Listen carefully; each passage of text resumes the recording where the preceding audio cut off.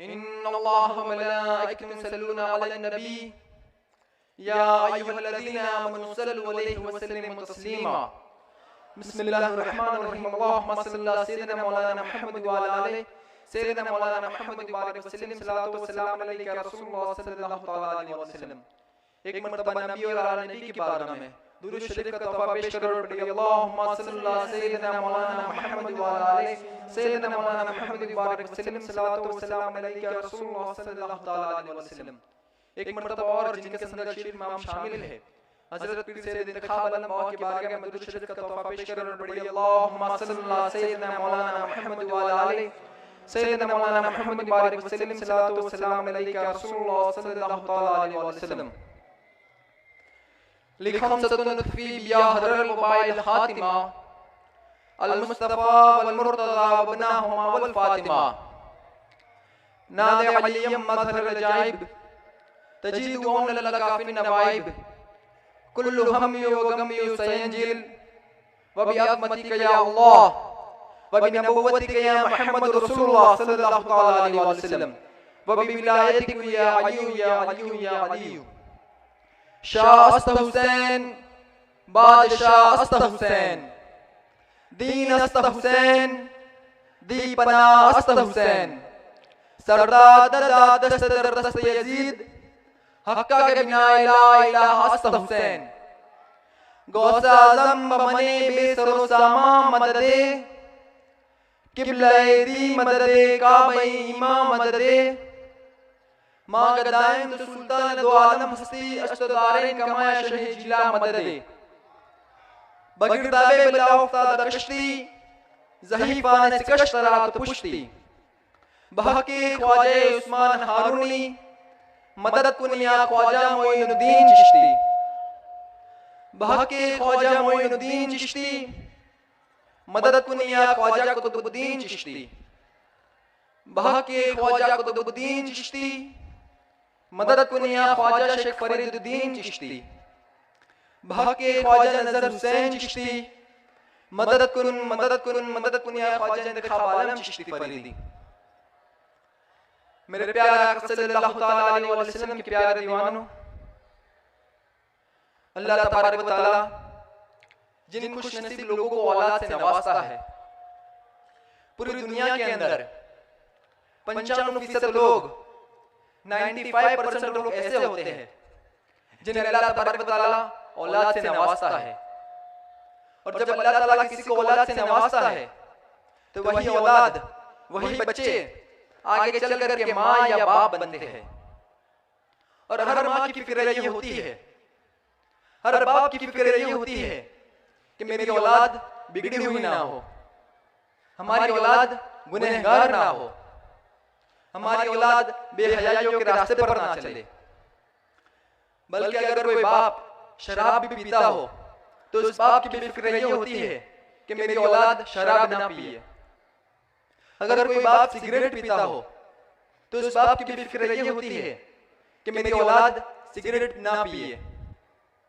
तो पता चला कि हर माँ बाप अपनी औलाद के हवाले से फिक्रमंद होते हैं कि हमारी औलाद बिगड़ी हुई ना हो, हमारी औलाद गुनहगार ना हो। और जवान होने के बाद सबसे बड़ी फिक्र औलाद की सताती है कि जवान होने के बाद हमारी औलाद हमारा सहारा बने, वो हमें लेकर के चले, हमारे बुढ़ापे में वो हमारी खिदमत करे, वो हमसे मोहब्बत करे, वो हमसे प्यार करे। तो आइए आज की इस्लाह मुआशरा की गुफ्तगू के अंदर मैं अपने जवान भाइयों और बहनों से, जो लोग माँ बाप बन चुके उनसे भी और जो लोग माँ बाप नहीं बने उनसे भी तवज्जो चाहूंगा कि औलाद की तरबियत किस तरह की जाए ताकि हमारी औलाद गुनाहों के रास्ते पर ना चले, हमारी औलाद बेहयाइयों के रास्ते पर ना चले। तो मेरे प्यारे आका सल्लल्लाहु तआला अलैहि वसल्लम के प्यारे दीवानों, लेकिन बात इतनी है कि औलाद की तरबियत किस तरह की जाए। क्योंकि जब बच्चा छोटा होता है तो हर माँ बाप ये सोचते हैं कि जब ये बड़ा होगा तो हम इसको डॉक्टर बनाएंगे, ये बड़ा होगा तो हम इसको इंजीनियर बनाएंगे, हम इसको टीचर बनाएंगे, हम इसको वकील बनाएंगे, हम इसको ये बनाएंगे, हम इसको वो बनाएंगे। लेकिन मेरे प्यारे आका सल्लल्लाहु तआला अलैहि वसल्लम के प्यारे दीवानों, एक डॉक्टर काबिल हो कि वो डॉक्टर बन सकता है। एक इंजीनियर काबिल हो कि वो इंजीनियर बन सकता है। एक टीचर काबिल हो कि वो टीचर बन सकता है। एक वकील काबिल हो कि वो वकील बन सकता है। और याद रखना, अगर वो डॉक्टर बन भी जाए और माँ बाप से वफा भी करे, ये जरूरी नहीं है, क्योंकि डॉक्टर भी कभी माँ बाप का बेवफा हो सकता है। डॉक्टर भी चोरी कर सकता है, वकील भी चोरी कर सकता है। तो आखिरकार हम हमारी औलाद को ऐसा तो क्या बनाए कि हमारी औलाद हमारे से वफा भी करे और गुनाहों के रास्ते पर भी ना चले। तो मैं किसी और का कॉल पेश करना नहीं चाहूंगा। आओ अपना आका की तरफ, मदीने के ताजदार की तरफ, उस रसूल हाशमी की बारगाह में चलो, जो रसूल सही मानों में कौम के मुसलिह है, बल्कि मुस्लिहीन के भी मुसलिह है। हमारा आका करीम रऊफ रहीम सल्लल्लाहु तआला अलैहि वसल्लम इरशाद फरमाते हैं कि ए लोगों, तुम अपनी औलाद को सबसे पहले 3 बातें सिखाओ। आका औलाद की तरबियत का तरीका बता रहे हैं, आका औलाद की तरबियत का सलीका बता रहे हैं। आका करीम मुस्तफा रहीम सल्लल्लाहु तआला अलैहि वसल्लम इरशाद फरमाते हैं कि ए लोगों, तुम अपनी औलाद को सबसे पहले 3 बातें सिखाओ। यानी सब चीज से पहले, ABCD से पहले, अलिफ बा ता से पहले, अनार का और बटन का बो से पहले, यानी हर चीज से पहले, अपने अम्मी के नाम से पहले, अपने अब्बू के नाम से पहले, अपने दादा के नाम से पहले, अपने दादी के नाम से पहले, अपने नाना के नाम से पहले, अपने नानी के नाम से पहले, अपने मोहल्ले के नाम से पहले, अपनी खानदान की वजाहत से पहले, अपने हसब से पहले, अपने नसब से पहले, यानी हर चीज से पहले अपनी औलाद को 3 बातें सिखाओ। क्योंकि ABCD हो या अलिफ बा ता हो या हुरूफ तहज्जी हो, ये जो है जब इंसान बोलने लगता है तब सीखता है। लेकिन मेरे आका ने बोलने से भी पहले जो 3 बातें सीखने की थी, वो फरमाते कि अपनी औलाद को सबसे पहले 3 बातें सिखाओ। सुभान अल्लाह। सबसे पहले नंबर पर आका फरमाते हैं कि तुम सबसे पहले नंबर पर अपनी औलाद को अपने नबी की मोहब्बत सिखाओ, अपने आका की मोहब्बत सिखाओ। तो पहले नंबर पर अगर मुसलमान का बच्चा कोई चीज सीखेगा तो इश्क़ रसूल सीखेगा, वो ताज़ीम रसूल सीखेगा, वो मोहब्बत रसूल सीखेगा। इसी बात पर किसी शायर ने खूब कहा है कि मोहम्मद की मोहब्बत दीन हक की शर्त अव्वल है।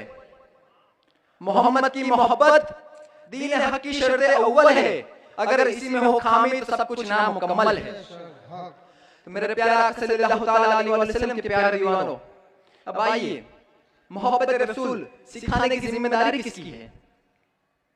क्या मोहब्बत रसूल सिखाने की जिम्मेदारी उस्तादों की है? नहीं। क्या मोहब्बत रसूल सिखाने की जिम्मेदारी पीरों की है? नहीं। क्या मोहब्बत रसूल सिखाने की जिम्मेदारी खुतबाओं की है? नहीं। क्या मोहब्बत रसूल सिखाने की जिम्मेदारी उलमाओं की है? नहीं, बल्कि मोहब्बत रसूल सिखाने की जिम्मेदारी माँ और बाप की है। हर माँ और बाप को चाहिए कि वो अपनी औलाद को इश्क़ रसूल सिखाए, वो अपनी औलाद को ताज़ीम रसूल सिखाए, वो अपनी औलाद को मोहब्बत रसूल सिखाए। लेकिन जब माँ और बाप का सीना इश्क़ से खाली हो तो वो अपनी औलाद को क्या सिखाएंगे? अल्लाहु अकबर। आखिर हैरत है इस बात पर कि आका ने तरबियत का पहला हिस्सा नमाज नहीं रखा है, तरबियत का पहला हिस्सा रोजा नहीं है, तरबियत का पहला हिस्सा ज़कात नहीं है, तरबियत का पहला हिस्सा हज नहीं है, बल्कि नमाज, रोजा, ज़कात, हज ये सब मोमिनों के लिए है। और वो मोमिन तब बनता है जब उसके सीने के अंदर इश्क़ रसूल हो।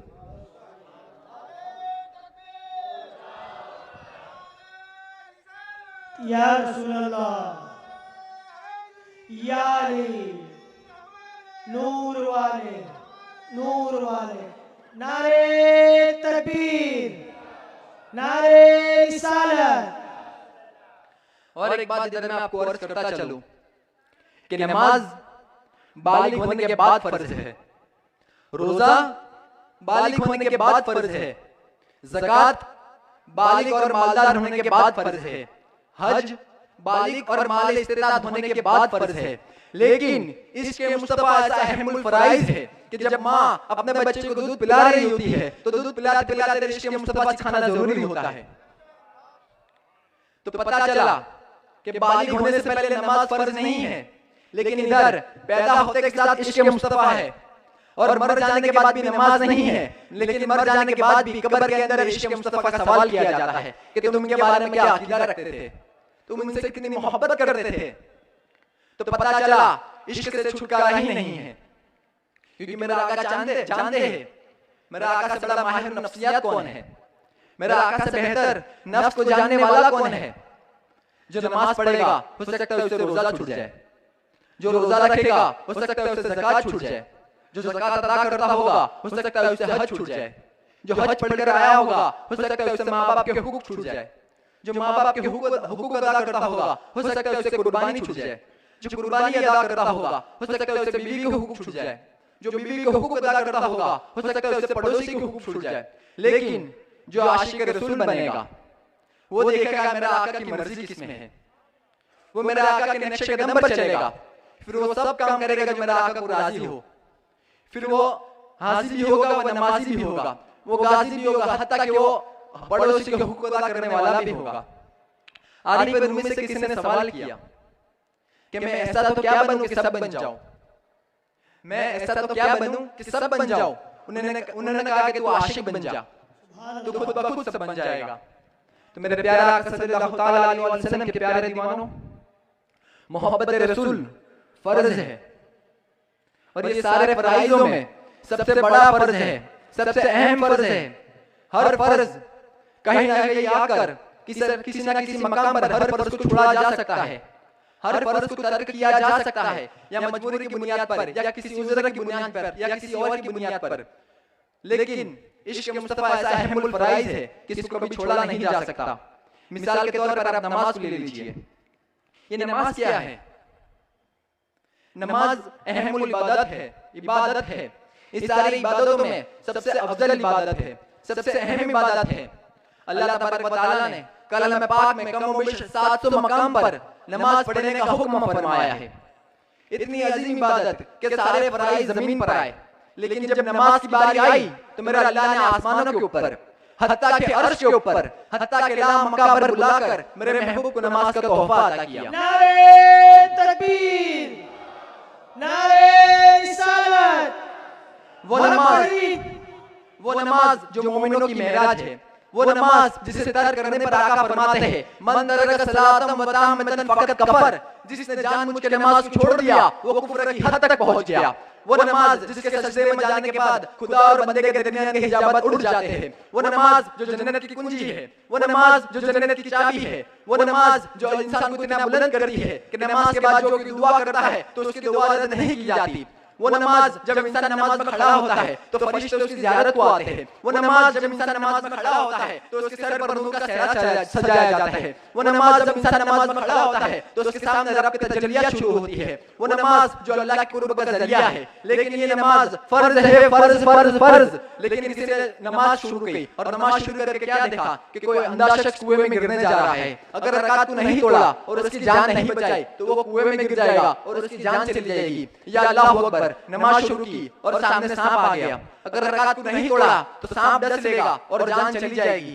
तो ऐसे मौके पर इस्लाम ये कहता है कि अब तू नमाज को तोड़ दे और अपनी जान बचा ले और उसकी जान बचा ले। तो पता चला कि जब जान की बात आई, जब जान का मामला आया तो नमाज जैसा अहमुल इबादत भी जाहिरी तौर पर तर्क कर दिया गया, छोड़ दिया गया। इसी तरीके से आप रोजे को ले लीजिए। माह रमजान मुबारक के अंदर रोजा फर्ज होता है, लेकिन कुछ ऐसा हालात आ गए कि इंसान को सफर के अंदर निकलना पड़े तो सफर के दौरान रोजा छोड़ने की इजाजत है। ज़कात को ले लीजिए। ज़कात मालदार के ऊपर फर्ज है, मगर कुछ ऐसा हालात हो कि वो खुद भी सफर के अंदर हो तो उसके लिए ज़कात के मामले डिले हो सकते हैं। यानी जितने भी फराइज को आप देखोगे, हर फर्ज को कहीं ना कहीं छोड़ा जा सकता है, हर फर्ज को तर्क किया जा सकता है, हर फर्ज के साथ कॉम्प्रोमाइज किया जा सकता है। लेकिन इश्क़ मुस्तफा ऐसा अहमुल फराइज है कि इसको कभी तर्क नहीं किया जा सकता, इसको कभी छोड़ा नहीं जा सकता, इसके साथ कभी कॉम्प्रोमाइज नहीं किया जा सकता। जो इसको अगर तुमने छोड़ दिया तो अगर तुम्हारा ईमान भी चला गया। अल्लाहू अकबर। इसलिए आका फरमाते हैं अल्लाह ला ईमान लिमन ला मोहब्बत ला, अल्लाह ला ईमान लिमन ला मोहब्बत ला। आगाह हो जाओ, इश्क रसूल के बगैर ईमान हो ही नहीं सकता। बेशक हक, सुभान अल्लाह, सुभान अल्लाह।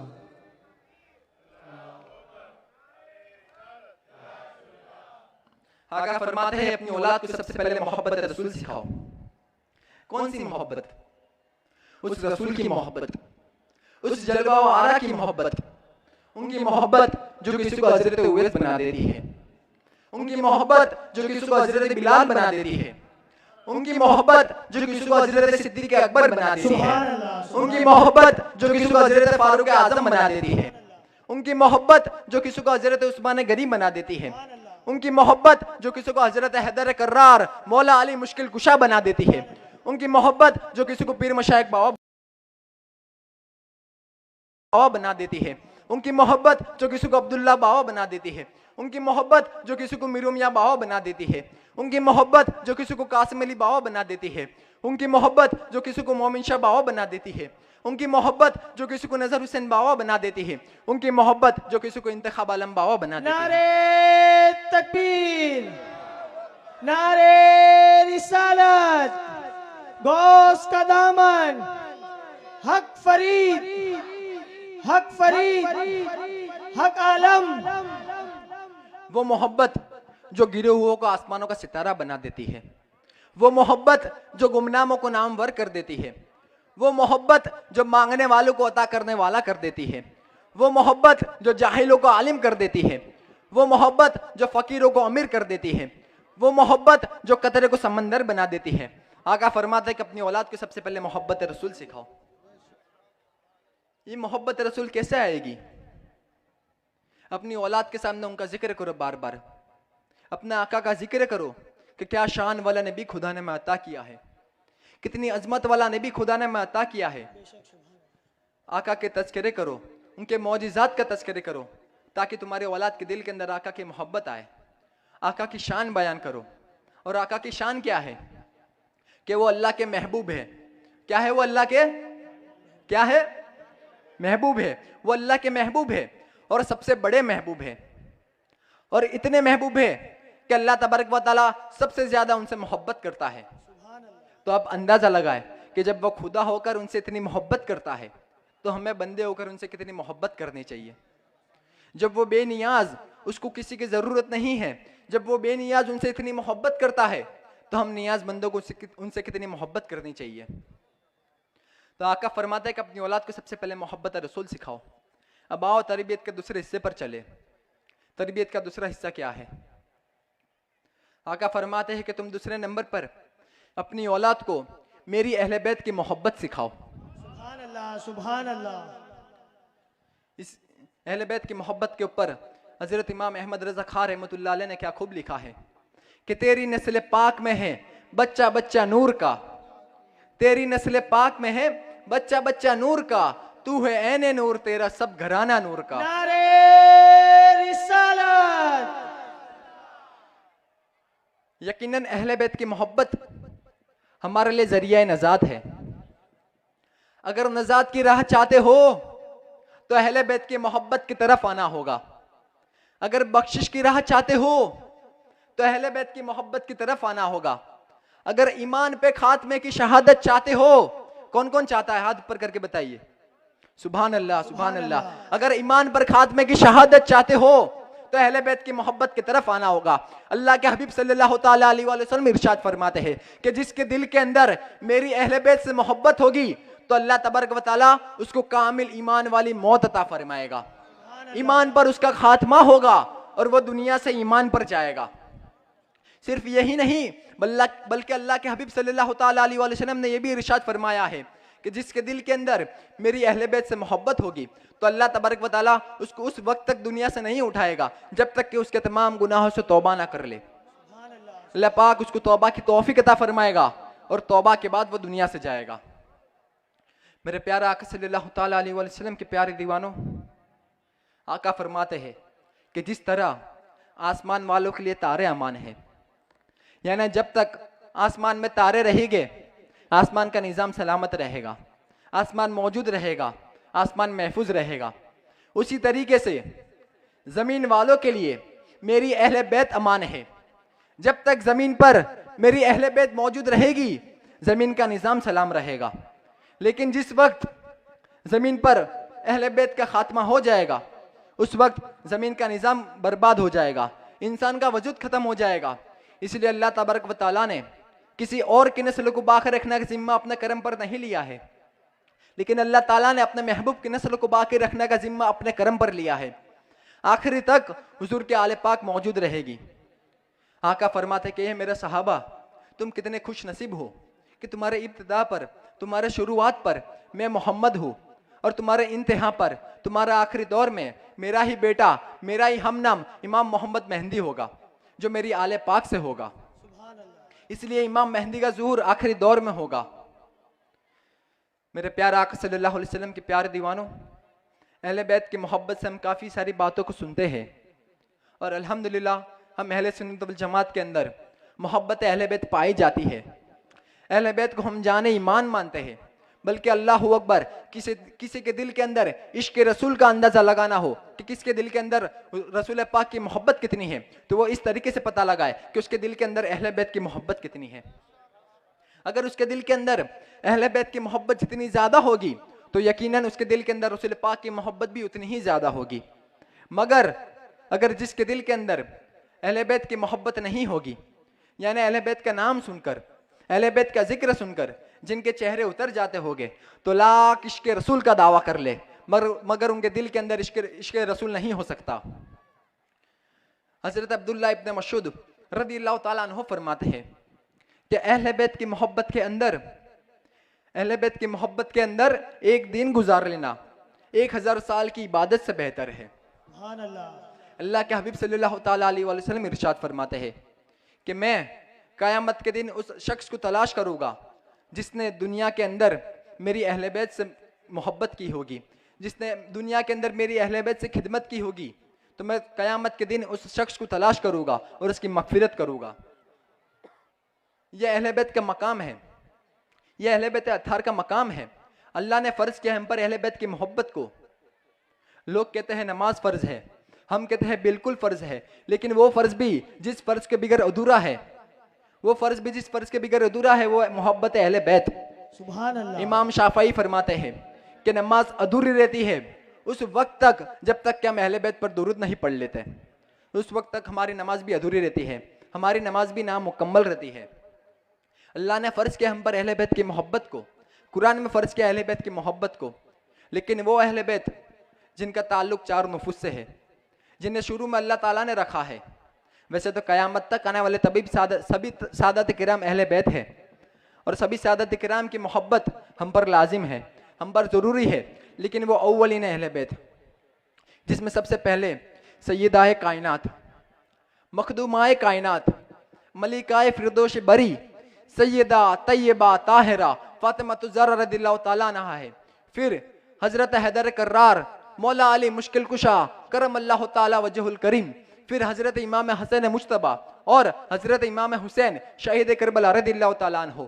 ये 4 नूफ़े कुद्सिया है जिन्हें आका अलैहिस्सलाम ने अपनी चादर में लिया, और चादर में लेकर के अल्लाह की बारगाह में अर्ज़ किया, अल्लाहुम्मा हाउलाई अहले बैती, या अल्लाह पाक ये मेरी अहले बैत है। फिर अर्ज़ किया, या अल्लाह पाक मैं इनसे मोहब्बत करता हूँ, तू भी इनसे मोहब्बत फरमा, और जो इनसे मोहब्बत करेगा या अल्लाह पाक तू भी इनसे मोहब्बत फरमा।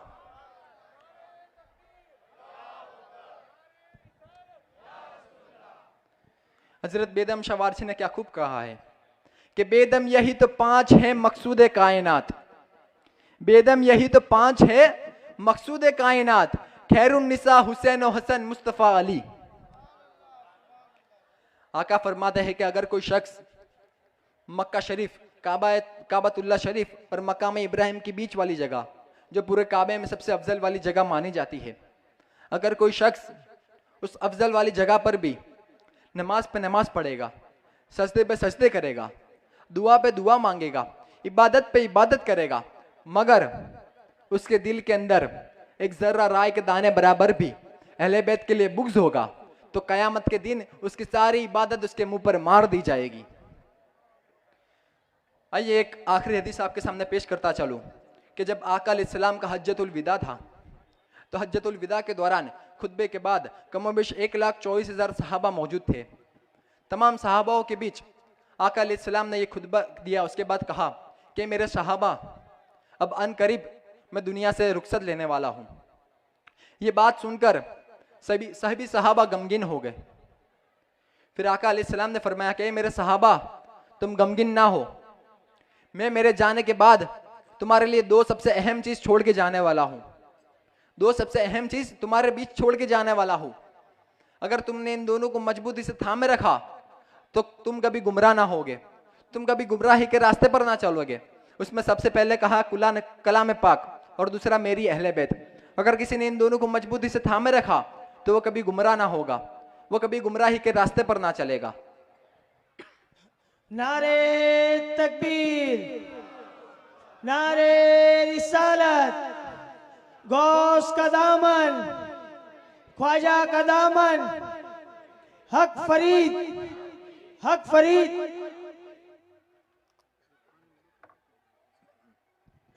आशिकों का हुजूम बढ़ता जा रहा है। तमामी हजरात से गुजारिश है कि थोड़े करीब करीब बैठ जाए। आशिकों का हुजूम बढ़ता जा रहा है, तो जो पीछे बैठे हैं वो आगे आ जाए कि जो खड़े हैं उनको बैठने की जगह मिल जाए। महफिल से गुजारिश चाहूँगा कि तमाम मर्द हजरात थोड़े करीब आके बैठ जाएं कि जो गेट के पास खड़े हैं उनको बैठने की जगह मिल जाए।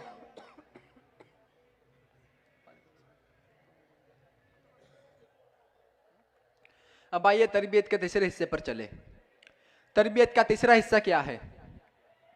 आका फरमाते हैं कि तुम तीसरे नंबर पर अपनी औलाद को कुरान पाक की तालीम सिखाओ, कुरान पाक की मोहब्बत सिखाओ।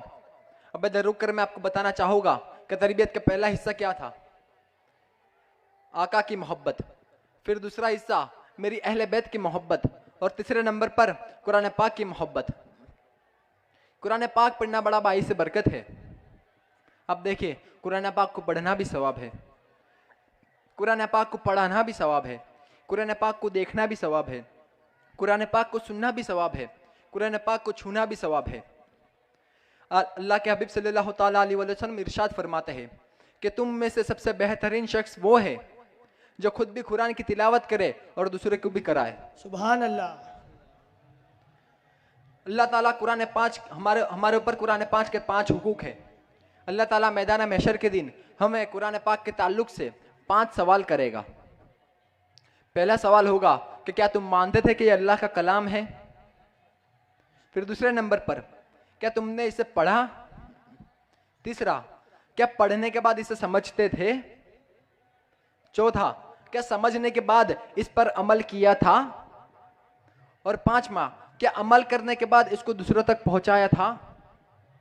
अब देखिए, आज किस नूरानी और बाबरकाती संदल शरीफ के महफिल के अंदर मैं आपको कुरान पाक के ताल्लुक से, उसके अजमत के ताल्लुक से, उसके हुकूक के ताल्लुक से मैं आप सभी लोगों को आगाह करना चाहता हूँ कि अल्लाह तबारक व तआला मैदान महशर के दिन उस शख्स को अंधा उठाएगा जो दुनिया के अंदर कुरान पाक की तिलावत तालीम हासिल नहीं की होगी। अल्लाह अकबर। क्या आप नहीं चाहते कि मैदान महशर के दिन अपने पीरो मुर्शिद का दीदार करो?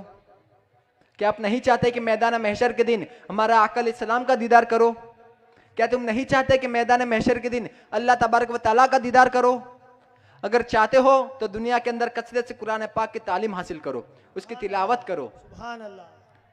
अब देखें, हम दुनिया के अंदर जो भी इबादत करते हैं वो किस लिए करते हैं? अल्लाह को राजी करने के लिए करते हैं, आका को राजी करने के लिए करते हैं, जन्नत में जाने के लिए करते हैं, जहन्नम से बचने के लिए करते हैं। आप देखिए, हम नमाज पढ़ते हैं अल्लाह को राजी करने के लिए, रोजा रखते हैं अल्लाह को राजी करने के लिए, ज़कात देते हैं अल्लाह को राजी करने के लिए, हज पढ़ते हैं अल्लाह को राजी करने के लिए, माँ बाप के हुकूक अदा करते हैं अल्लाह को राजी करने के लिए, कुर्बानी देते हैं अल्लाह को राजी करने के लिए, पड़ोसियों के हुकूक अदा करते हैं अल्लाह को राजी करने के लिए, बच्चे की तालीम व तरबियत करते हैं अल्लाह को राजी करने के लिए। तो हम जो इबादत करते हैं ये कब तक करेंगे? जब तक हम दुनिया में मौजूद रहेंगे तब तक। उसके बाद ये सभी इबादत के सवाब हमें मैदान महशर के दिन मिलेगा। मैदान महशर के दिन ऐसा कोई अमल नहीं होगा जो मरने के बाद करने का हुक्म हो, सिवाय एक अमल। अल्लाह तबारक व तआला उस शख्स को मैदान महशर के दिन बुलाएगा जो दुनिया के अंदर कसरत से कुरान पाक की तिलावत करता था, और उससे कहेगा कि तू इधर भी कुरान पाक की तिलावत कर जैसे तू दुनिया के अंदर करता था। तू एक आयत पढ़, मैं तेरा एक दर्जा बुलंद करूंगा। सुभान अल्लाह। ऐसे तू आयत पे आयत पढ़ता जा, मैं तेरे दर्जा बुलंद करता जाऊंगा। सुभान अल्लाह। तो पता चला अल्लाह तबारक व तआला मैदान महशर के दिन हमसे बुलाकर ये नहीं कहेगा कि तू नमाज पढ़ के दिखा जैसे दुनिया में पढ़ता था, या रोजा रख के दिखा जैसे दुनिया में रखता था, या हज पढ़ के दिखा जैसे दुनिया में पढ़ी थी। बल्कि सिर्फ एक अमल कुरान पाक की तिलावत कर जैसे दुनिया में करता था। आप देखिए आज जिसके संदल शरीफ में हम मौजूद हैं, हमारे पीरो मुर्शिद पीर सैयद इंतखाब आलम बाबा, आपका रोज का ये मामूल था कि आप रोजाना कसरत से कुरान पाक की तिलावत किया करते थे। सुभान अल्लाह। अब देखिए कुरान पाक को पढ़ना भी बड़ा बाई से बरकत है। कुरान पाक में एक सूरे है, अगर वो सूरे को रोजाना आप सोने से पहले पढ़ लो तो जो आप सोचोगे अल्लाह ताला कबूल करेगा। वो सूरे का नाम है सूरे मुजम्मिल। ऐसे ही और एक सूरे है, जिन बच्चों के रिश्ते नहीं आते हो तो वो रोजाना असर के बाद सूरे यासीन पढ़े, अल्लाह ताला उनको नेक रिश्ता अता फरमाएगा। और एक सूरे है, जिन बच्चे बीमार ज्यादा रहते हो तो वो सूरे फलक और सूरे नास पढ़कर पानी पे दम करके बच्चे को दे दीजिए, इंशाल्लाह उनको शिफा मिल जाएगी। ये सब हदीस पाक से साबित है, ये सब हदीस पाक से साबित है कुरान पाक की फजीलत। अभी जो आपको मैंने बताई तो चंद सूरे की फजीलत है, तो आप अंदाजा लगाए कि जब चंद सूरे की इतनी सब फजीलत है तो पूरे कलाम पाक पढ़ने की फजीलत क्या होगी। सुभान अल्लाह, सुभान अल्लाह। फिर भी लोग के अक्सर ये बात आती है, कहीं ना कहीं आपके जहन में भी ये बात आई होगी कि हम तो रोजाना कुरान पाक की तिलावत करते हैं मगर हमें यह असर क्यों नहीं होता। तो आइए इसी बात को समझाने के लिए मैं आपको एक अल्लाह के वली के बारगाह में ले चलूं। वो वली जो हमारे मुर्शिदी है, आबरूए चिश्तिया है, शाहबाजा औलिया है, पाक पटन के राजा है, हजरत बाबा फरीदुद्दीन मसूद गंज शकर रहमतुल्लाह अलैह। नारे तकबीर, नारे रिसालत, हक फरीद, हक फरीद, हक फरीद।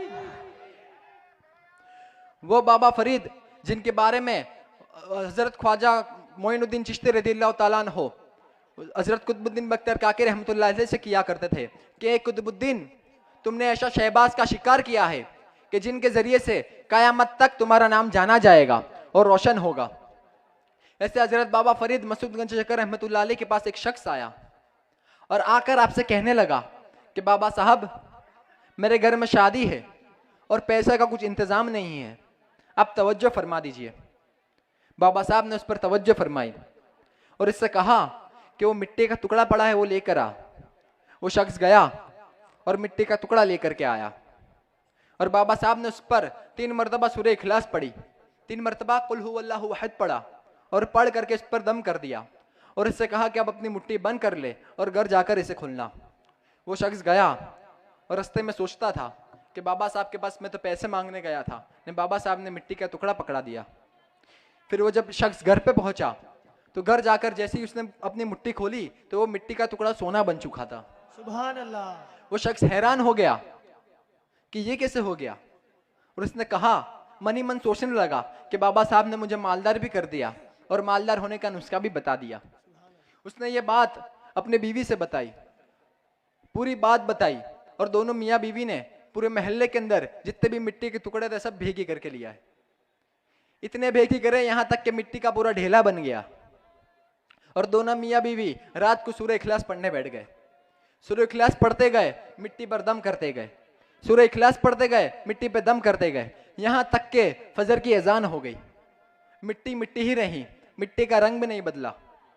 वो दूसरे दिन वापिस बाबा साहब की बारगाह में गया और बाबा साहब से फरियाद करने लगा कि बाबा साहब मुझे यकीनन पता है कि आपने कल 3 मरतबा सूरह इखलास ही पढ़ी थी, तो आपने 3 मरतबा पढ़ी तो मिट्टी सोना बन चुका था और मैंने तो पूरी रात यहाँ तक के फजर की अजान हो गई, मैं पढ़ता गया न दम करता गया, मिट्टी मिट्टी ही रही, मिट्टी का कलर भी ना बदला।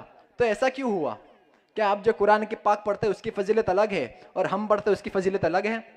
तो बाबा साहब मुस्कुराए और उससे कहा कि नहीं, कुरान पाक की फजीलत कल भी वो थी, आज भी वही है और कयामत तक के वही रहेगी। कुरान पाक की फजीलत तो वही है, लेकिन तू फरीद की जैसी जुबान कहाँ से लाएगा? सुभान अल्लाह,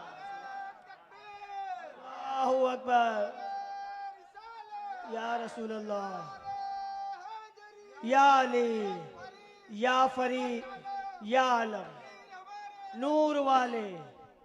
यही तो बात है, इसीलिए हम बुजुर्गान दिन के मज़ार पे जाते हैं, क्योंकि वो उनकी वो जुबान होती है कि वो जुबान से कभी झूठ नहीं बोला करते, वो जुबान से कभी चुगली नहीं किया करते, वो जुबान से कभी गाली गोलोच नहीं किया करते हैं। इसलिए हम उनके मज़ार पे जाते हैं और उनके वसीले से दुआ करते हैं, तो अल्लाह ताला हमारी दुआ को जल्दी सुनता है। अल्लाह ताला हम सबको बुजुर्गान दिन के नक्शे कदम पर चलने की नेक तौफीक अता फरमाए और उनका फैज़ हासिल करने की नेक तौफीक अता फरमाए। अल्लाह ताला ने हम आका अलैहिस्सलाम ने जो 3 हुकूक बता है, 3 तरबियत का हिस्से बताया, अल्लाह ताला हम सबको सबसे पहले हम सबको उस पर अमल करने की नेक तौफीक अता फरमाए। उसके बाद हमारी औलाद को सिखाने की नेक तौफीक अता फरमाए। अल्लाह पाक हम सबको नबी और आला नबी के सच्चा इश्क अता फरमाए। हमारे खून के कतरे कतरे में नबी और आला नबी की सच्ची मोहब्बत अता फरमाए। अल्लाह ताला हम सबको अहले बैत की गुलामी नसीब फरमाए। अल्लाह ताला हम सबको 5 वक्त नमाज बा जमात पढ़ने की नेक तौफीक अता फरमाए। अल्लाह पाक हमारे पेशानियों में सजदों की तड़प अता फरमा। या अल्लाह पाक तमाम हाजिरीन महफिल की इधर हाजिर को कबूल फरमा। या अल्लाह पाक इधर जो मुराद लेके आया है, सबकी नेक मुरादों को कबूलत फरमा, सबकी नेक दुआओं को कबूल अता फरमा। अल्लाह पाक हमारे दीन में, ईमान में, इज्जत में, आबरू में, कारोबार में, अहले बैत की मोहब्बत में दिन दुगनी रात चुगनी तरक्की अता फरमा।